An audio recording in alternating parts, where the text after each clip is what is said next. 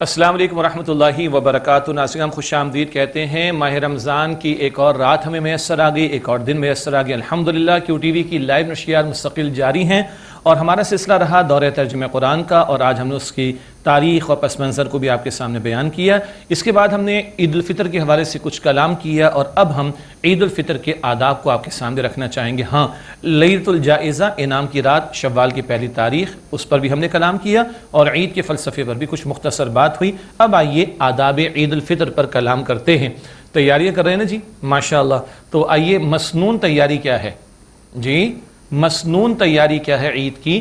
نبی اکرم علیہ السلام کے مبارک طرز عمل سے جو باتیں ہمیں ملتی ہیں وہ ہم آپ کے سامنے رکھنا چاہیں گے۔ چند باتیں۔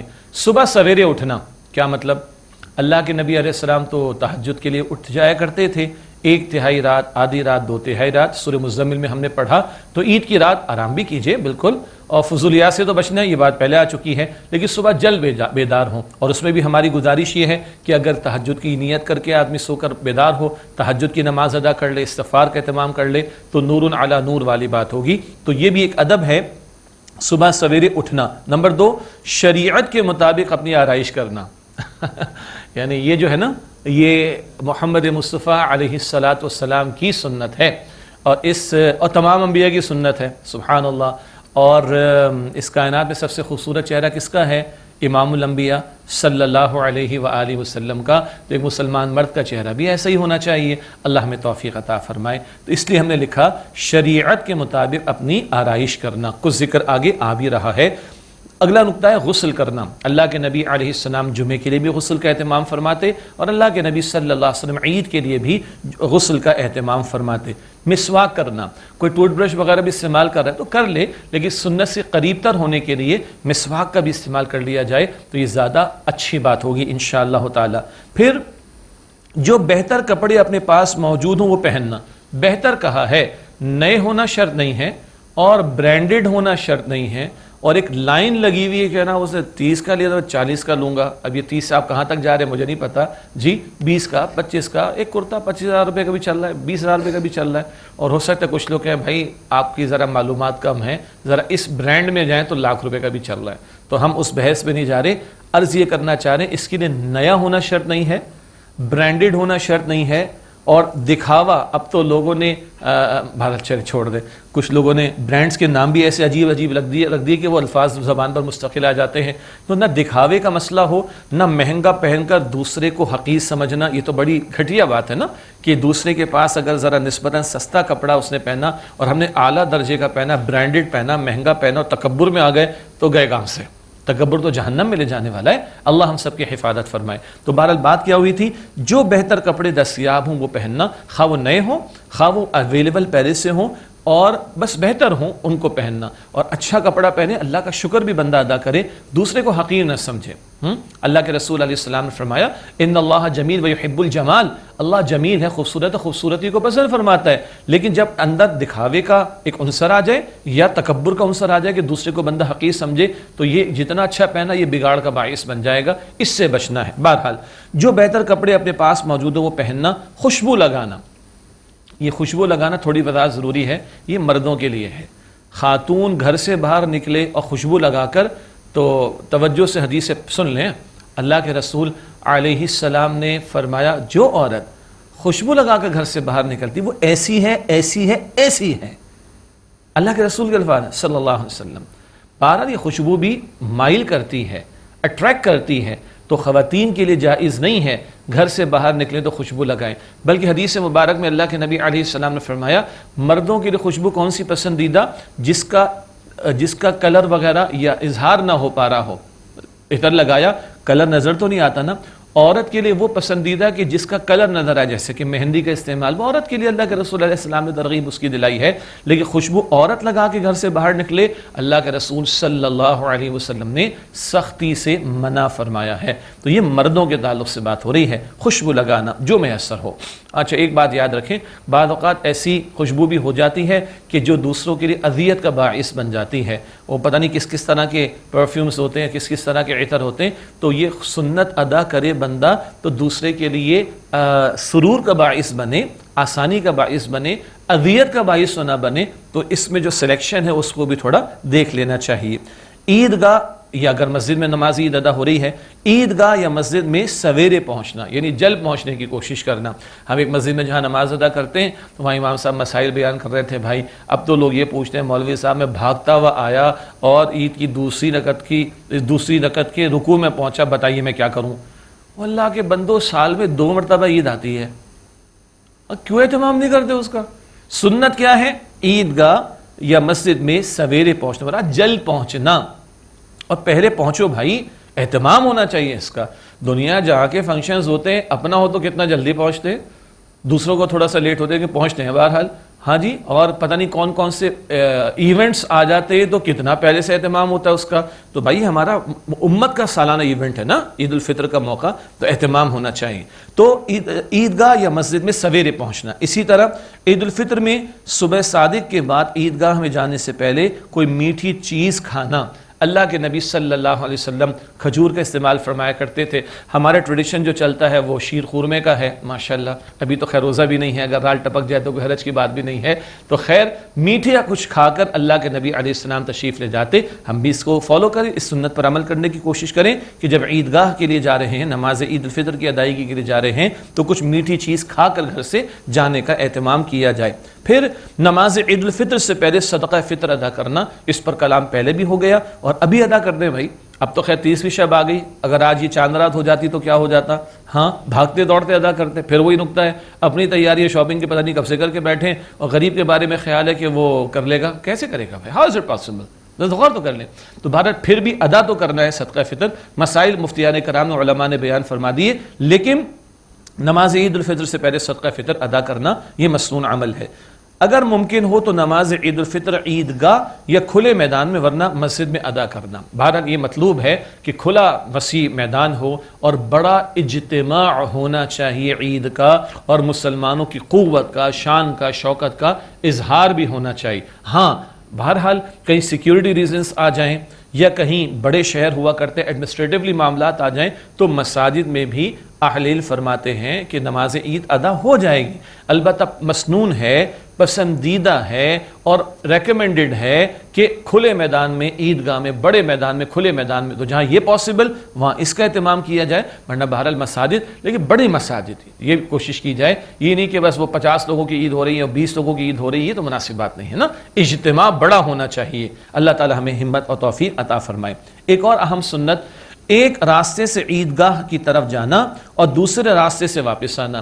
یہ بھارت اس اعتبار سے بھی تھا کہ کفار بھی دیکھے مسلمانوں کی قوت کو اور ان کی تعداد کو، اور بہرحال اب بھی اس پر عمل درآمد کرنے میں کوئی مضائقہ نہیں ہے، اور ہم تو دنیا بھر میں یعنی ہم سے مراد ہم سب کی بات ہو رہی ہے، یہاں جا رہے ہیں وہاں جا رہے ہیں، تو اگر ایک راستے سے جانا تھوڑا ہی چینج کر لے اس کو، تو ایک راستے سے جانا دوسرے راستے سے آنا، فرشتے بھی گواہ بنیں گے، فرشتے پر بچھائے کھڑے ہوں گے اور وہ اللہ تعالیٰ ان کو گواہ بنائے گا، میری عزت کی قسم، میرے جلال کی قسم، میری شان بلند کی قسم، اے میرے فرشتوں گواہ رہنا، میں نے ان کو معاف فرما دیا۔ تو بہرحال یہ فرشتوں کی گواہی بھی ملے گی اور اللہ تعالیٰ کا اعلان بھی ملے گا۔ تو ایک راستے سے عیدگاہ کی طرف نماز عید کے لیے جانا اور دوسرے راستے سے واپس آنا۔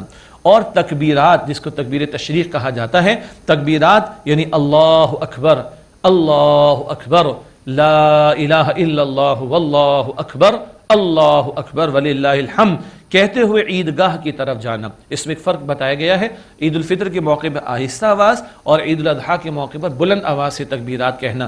تو جب عید کے لیے جا رہے ہوں، نماز عید کے لیے گویا کہ جا رہے ہیں، تو یہ تکبیرات کہتے ہوئے جائیں، اللہ اکبر، لا الہ الا اللہ واللہ اکبر، اللہ اکبر وللہ الحمد۔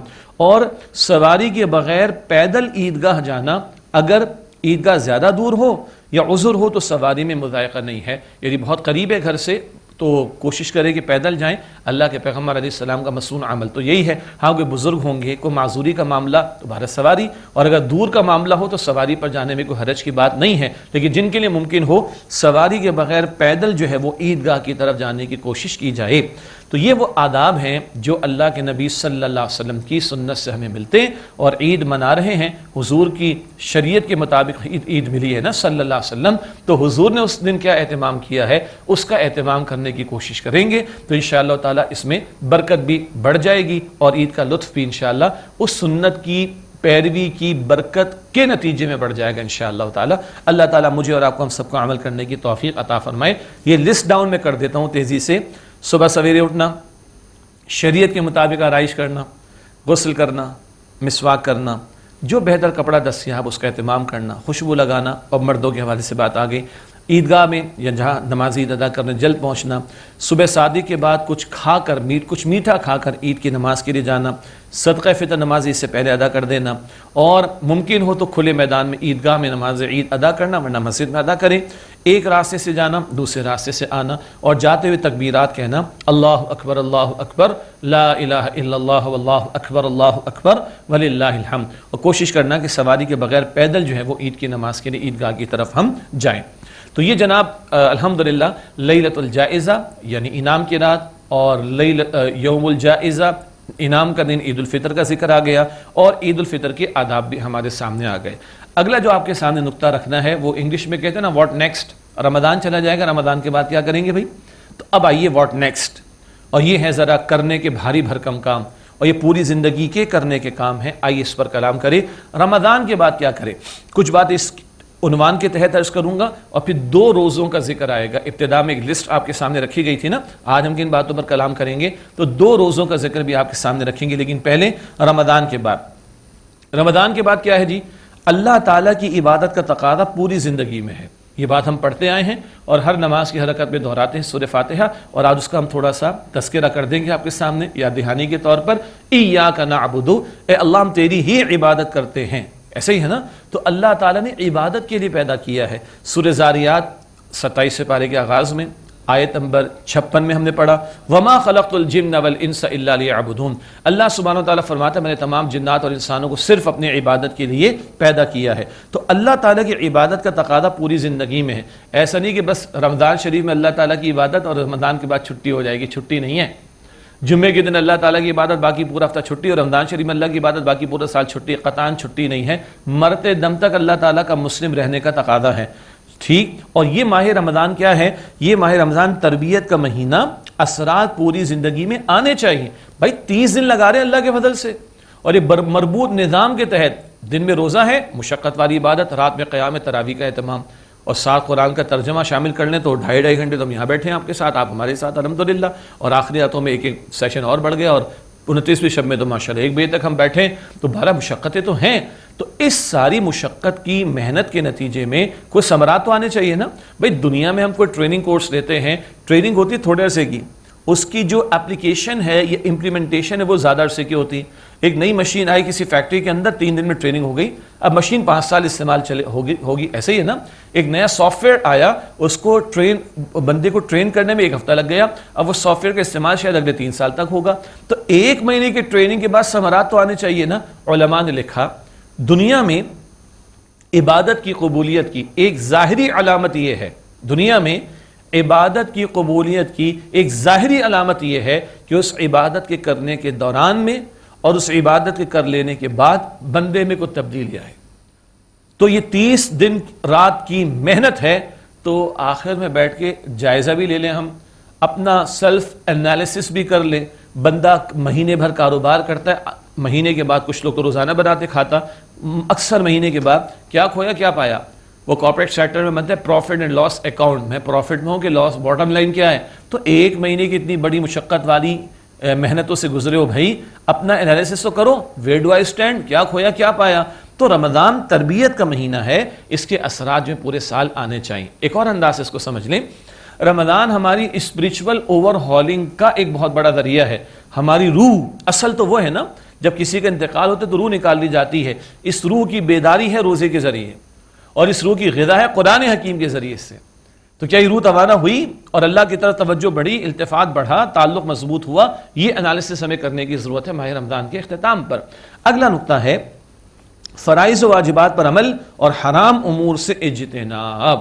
یہ بات بار بار دورہ ترجمہ قرآن میں ہمارے سامنے آئی. فرائض و واجبات جو اللہ تعالیٰ کی احکامات ہیں، اور پلیز یاد رکھیے گا اللہ کا حکم صرف جمعے کی 2 رکعت تک محدود نہیں، نماز کے چند احکامات تک محدود نہیں، ماہ رمضان کی عبادات تک محدود نہیں، اللہ کی عبادت 24 گھنٹے مطلوب ہے. تو فرائض و واجبات میں نماز، زکوٰۃ، روزہ، حج بھی شامل ہے. ہم تو پڑھ آئے ہیں کہ وراثت کے جو احکامات عطا ہوئے، وراثت کے جو احکامات عطا ہوئے وہ بھی فرائض میں شامل ہیں. اللہ اکبر. اسی طرح اور بہت سارے احکامات شریعت کے. اور حرام امور، چاہے وہ شراب ہے، وہ جوا ہے، وہ سود ہے، بے حیائی ہے، وہ گالم گلوچ کا معاملہ ہے، وہ غیبت کرنے کا معاملہ ہے، وعدہ خلافی کا معاملہ، خیانت کا معاملہ، رشوت کا معاملہ، ملاوٹ کا معاملہ، جائیداد ہڑپ کر جانے کا معاملہ، دغا بازی کرنے کا معاملہ، دھوکہ دینے کا معاملہ، گنتے چلے جائیے. ان سب سے بچنا ہے. یہ پوری زندگی کا پیکج، فرائض و واجبات پر عمل اور حرام کردہ باتوں سے اپنے آپ کو بچانے کی کوشش کرنا. اب ذرا بھاری باتیں آ رہی ہیں نا، اب ذرا مشکل باتیں آ رہی ہیں. اور یاد رکھیے گا اللہ کی جنت سستی نہیں ہے، اللہ کی جنت بڑی مہنگی ہے. حدیث میں آتا ہے نبی اکرم علیہ السلام نے فرمایا اللہ نے جنت کو مشقتوں سے گھیر دیا ہے، مشقتوں سے ڈھانپ دیا ہے، مشقتوں سے گزر کر جنت ملے گی. ماہ رمضان کو اللہ کے رسول نے کیا فرمایا صلی اللہ علیہ وسلم، وَهُوَ شَهْرُ الصَّبْرِ، جو حضور کا مشہور خطبہ ہے خطبہ رمضان، اس میں آپ نے فرمایا وَهُوَ شَهْرُ الصَّبْرِ، یہ رمضان صبر کا مہینہ. مشقت تو ہے، پیاس لگتی ہے، بھوک لگتی ہے، بندہ اللہ کی خاطر برداشت کرتا ہے. اچھا ہم مجھ سمیت تو بہت سارے لوگ ہیں نا ٹھنڈے ماحول کے اندر بیٹھتے ہیں، گھروں میں بہت سے لوگوں کے اے سی ہیں، کب پنکھا تو چل رہا ہے، سائے میں تو ہے. کتنے لوگ سڑکوں پہ کام کر رہے ہوتے ہیں، ٹریولنگ کر رہے ہوتے ہیں، مشقتیں جھیل ہے نا. تو اللہ کے رسول علیہ السلام فرماتے ہیں وَهُوَ شَهْرُ الصَّبْرِ، یہ صبر کا مہینہ ہے. وَالصَّبْرُ ثَوَابُهُ الْجَنَّةُ، اور صبر کا بدلہ کیا ہے؟ وہ جنت ہے. تو مشقتوں سے گزر کر جو ہے وہ جنت کا حصول ہے. بہرحال فرائض و واجبات پر عمل اور حرام امور سے اجتناب کرنا. ایک بات جو میں نے درمیان میں عرض کی تھی، دنیا میں عبادت کی قبولیت کی ایک علامت یہ ہے کہ اس کے بعد بندے کے اندر تبدیلی آئے.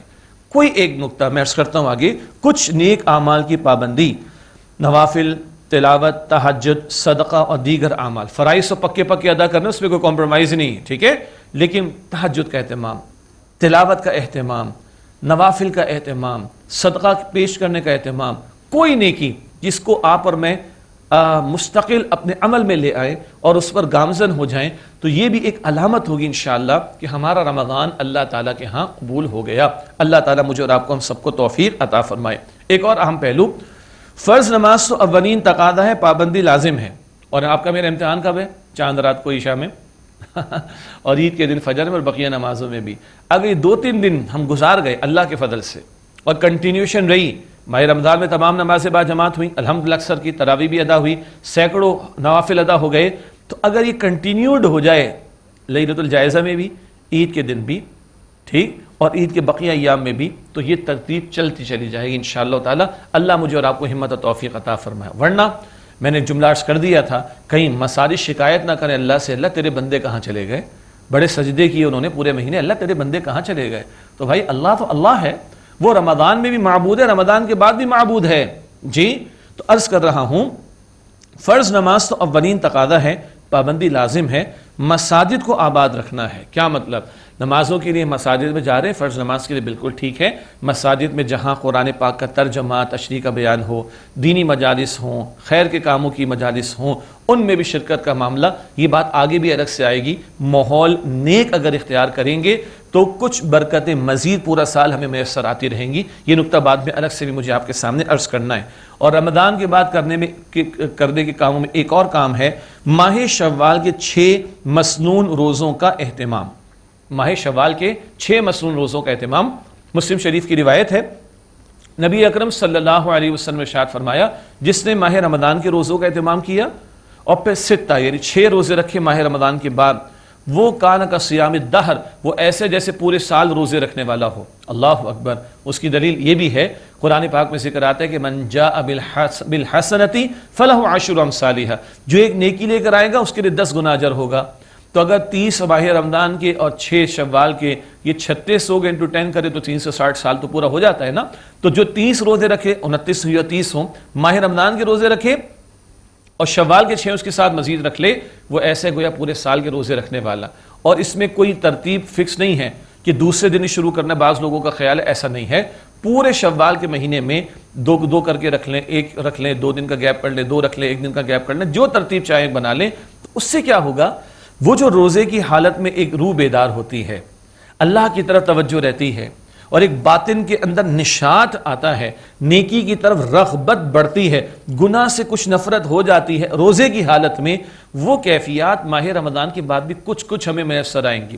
اور پھر اللہ ہمت دے، توفیق دے، تو وہ ہر پیر اور جمعرات کو اللہ کے نبی علیہ السلام روزہ رکھتے تھے، اور جو 13، 14، 15 تاریخ چاند کی ایام بید جنہیں کہا جاتا ہے، چاند روشن ہوتے ہیں ان راتوں میں، ہر مہینے کی 13، 14، 15 تاریخ ان کے روزے رکھنا، تو یہ کچھ برکتیں ماہ رمضان میں جو روزے کے نتیجے میں میسر آتی ہیں وہ بھی کنٹینیوڈ رہیں گی انشاءاللہ تعالی۔ یہ ساری تفصیل آئی ہے رمضان کے بعد کے اعتبار سے، کہ رمضان کے بعد بھی اللہ کی عبادت کا تقاضا تو پورا ہے، اور ماہ رمضان تربیت کا باعث اثرات اس کے بعد بھی آنے چاہیے۔ اب پوری زندگی فرائض واجبات پر عمل اور حرام سے بچنا ہے، کچھ نیک اعمال کی پابندی اگر ہم کر لیں اور اس میں لگ جائیں تو امید اللہ کی ذات سے کہ ہمارا رمضان اللہ کے قبول ہو جائے گا۔ اور فرائض تو فرض نماز تو ادا کرنی ہے، پابندی کے ساتھ ادا کرنا، باجماعت ادا کرنا، مردوں کی بات ہو رہی ہے خاص، اس پر توجہ رہے، اور ماہ شوال کے 6 مسنون روزوں کا بھی اہتمام کر لیا جائے، تو کچھ برکتیں جو ماہ رمضان میں ہیں وہ اب آگے بھی اس کو ہم محسوس کر سکیں گے۔ اب آئیے اگلا نقطہ ہے 2 روزوں کا۔ 2 روزوں سے مراد کیا ہے؟ ایک روزہ یہ ہے ماہ رمضان کا، ایک روزہ پوری زندگی کا ہے۔ جی، یہ ماہ رمضان کا روزہ صبح صادق کو شروع ہوا اور غروب آفتاب پر ختم، تو ماہ رمضان کے روزے میں ہم نے کچھ چھوڑ دیا، وہ ہے حلال، اب پوری زندگی حرام کو چھوڑنا ہے۔ سبحان اللہ، یہ ہیں 2 روزے، ایک روزہ مختصر، ایک روزہ پوری زندگی کا، ایک روزہ فرض رمضان کا اور ایک روزہ پوری زندگی کا۔ ہاں، ایک بات مجھے اللہ تعالیٰ نے یاد دلا دی، یہ ماہ شوال کے 6 مسنون روزوں کا ذکر ہوا، یہ ان کے لیے جن کے رمضان کے روزے پورے ہیں، باقی جن کی بیماری یا سفر کی وجہ سے روزے رہ گئے ہوں یا خواتین کے مخصوص معاملات کی وجہ سے، ان کے ذمے قضا ادا کرنا پہلے ہے، نفل بعد میں، قضا ادا کرنا فرض ہے ان کے ذمے، نفل بعد میں ہوگا، یہ وضاحت ہو جائے۔ آگے چلیں، 2 روزوں کی بات تھی، تو ایک روزہ ماہ رمضان کا، ایک روزہ پوری زندگی کا، ایک روزہ صبح صادق سے غروب آفتاب تک کا، ایک روزہ پوری زندگی کا۔ اور وہ کیا ہے؟ ماہ رمضان میں حلال چھوڑ دیا، اب بھائی پوری زندگی حرام کو چھوڑنا ہے، اور مرتے دم تک ہمیں کیا رہنا ہے؟ مسلمان رہنا ہے۔ یہ پوری زندگی کے روزے کو مختلف پیرایوں میں قرآن پاک نے بیان فرمایا۔ ایک مقام سورہ آل عمران کی آیت نمبر 102، یا ایھا الذین آمنوا اتقوا اللہ حق تقاتہ ولا تموتن الا وانتم مسلمون، اے ایمان والو اللہ تعالیٰ کا تقوی اختیار کرو جیسا کہ اس کا تقوی اختیار کرنے کا حق ہے، اور تمہیں موت آئے تو اسلام کی حالت پر آئے، مرتے دم تک مسلم فرما بردار رہنا۔ اور روزوں کا حاصل کیا ہے؟ لعلکم تتقون، سورۃ البقرہ کی آیت نمبر 183، تاکہ تم میں تقوی پیدا ہو جائے۔ یہ ہے پوری زندگی کا روزہ۔ اور ایک اور خوبصورت انالیسس سن لیجئے، یہ روزہ رمضان شریف کا صبح صادق پر شروع ہوا اور غروب آفتاب پر ختم ہوا، اور روزانہ ہم کھجور کھاتے ہیں، شربت پیتے ہیں، افطار کر لیتے ہیں، اور جب یہ 30 روزے مکمل ہو جائیں گے تو عید الفطر ہو جائے گی۔ اب 11 مہینے افطار ہے، کھاؤ پیو۔ عید الفطر کو عید الفطر کہنے کی ایک وجہ یہ بھی ہے، اب افطار ہے، 11 مہینے کھاؤ پیو۔ دنیا کا روزہ صبح صادق سے شروع ہوتا ہے، یعنی جو ہم روزے رکھ رہے ہیں ماہ مبارک اس ماہ دنیا میں، صبح صادق سے شروع ہوگا، غروب آفتاب پر ختم ہوگا، اور افطار پہ شربت ہے، اور 30 دن کے بعد عید الفطر ہے۔ آگے نوٹ کیجئے گا، پوری زندگی کا روزہ رکھیں تو پوری زندگی کا روزہ کیا ہے؟ شعور کی سطح پر آگے بالغ ہو گئے ہو، شریعت کے احکامات لاگو ہو گئے، حلال حرام کی تمیز رکھنی، فرائض و واجبات پر عمل کرنے، حرام سے اپنے آپ کو بچانے کی کوشش کرنی ہے، اور یہ شعور آ گیا، بالغ ہو گئے، تو یہ زندگی بھر کا روزہ شروع ہو گیا۔ کب ختم ہوگا؟ یہ موت پر ختم ہوگا۔ مرتے دم تک اللہ کا مسلم بننے کی کوشش کرو۔ اگر یہ روزہ رکھا تو افطار کس سے ہوگی؟ افطار انشاءاللہ جامع کوثر سے ہوگی، امام الانبیاء محمد مصطفیٰ صلی اللہ علیہ وسلم کے مبارک ہاتھوں سے۔ افطار جامع کوثر سے ہوگی انشاءاللہ تعالی۔ اور مومن کی سب سے بڑی عید کیا ہے؟ اصل عید کیا ہے؟ وہ عید دیدار الہی سے ہوگی انشاءاللہ تعالی۔ اللہ اپنا دیدار کرائے گا۔ سورہ قیامہ میں ہم نے پڑھا نا، وجوہ یومئذ ناظرہ الی ربہا ناظرہ، کتنے چہرے اس دن خوش خرم ہوں گے اور تر و تازہ ہوں گے، اپنے رب کا دیدار کرتے ہوں گے۔ اور اللہ کے نبی صلی اللہ علیہ وسلم نے فرمایا، جیسے میرے صحابہ 14ویں کا چاند دیکھتے ہو، مسلم شریف کی روایت ہے، اس کے دیکھنے میں کوئی رکاوٹ نہیں ہے، اسی طرح اپنے رب کا تم دیدار کرو گے۔ تو اگر یہ پوری زندگی کا روزہ رکھتے ہیں تو افطار ہے جامع کوثر سے انشاءاللہ، اور عید ہے دیدار الہی کے ساتھ۔ یہ ناظرین کرام اور بھاری بھرکم تقاضا سامنے آ گیا، اللہ کی جنت سستی نہیں ہے، مشقتوں سے گھیری گئی ہے، اور یہ مہینہ مشقتوں کے لیے تیار کرتا ہے بندے کو، اور اس کے نتیجے میں پوری زندگی کے روزے کے لیے ہمیں تیار کیا جا رہا ہے۔ یہ ہیں 2 روزے، ایک رمضان کا، ایک پوری زندگی کا۔ رمضان کے روزے میں حلال چھوڑا، اب پوری زندگی کے روزے میں حرام و گناہوں کو چھوڑنا ہے، مرتے دم تک مسلمان رہنا ہے، تو جام کوثر بھی ملے گا، اور اللہ سبحانہ و تعالیٰ کا دیدار بھی انشاءاللہ ہم سب کو میسر آئے گا۔ اللہ تعالیٰ مجھے اور آپ کو مرتے دم تک مسلمان رکھے، اسلام کی حالت پر رکھے۔ جنازے میں دعائیں کرتے ہیں، اے اللہ جس کسی کو اللہم من احییتہ منا فاحیہ علی الاسلام ومن توفیتہ منا فتوفہ علی الایمان، اے اللہ جس کسی کو تو ہم میں سے زندہ رکھ، اسلام پر زندہ رکھ، اور جس کسی کو تو ہم میں سے وفات دے، ایمان پر وفات عطا فرما۔ یہ دعائیں اللہ ہم سب کے حق میں قبول فرمائے۔ ناظرین کرام ایک وقفہ لیتے ہیں، اس کے بعد سلسلہ دورہ ترجمہ قرآن کے عنوان سے جاری رہے گا، اور آگے ماہ رمضان کے تحفے پر بھی انشاءاللہ ہم کلام کریں گے۔ آپ سے ملاقات ہوتی ہے ایک وقفے کے بعد۔ السلام علیکم ورحمۃ اللہ وبرکاتہ۔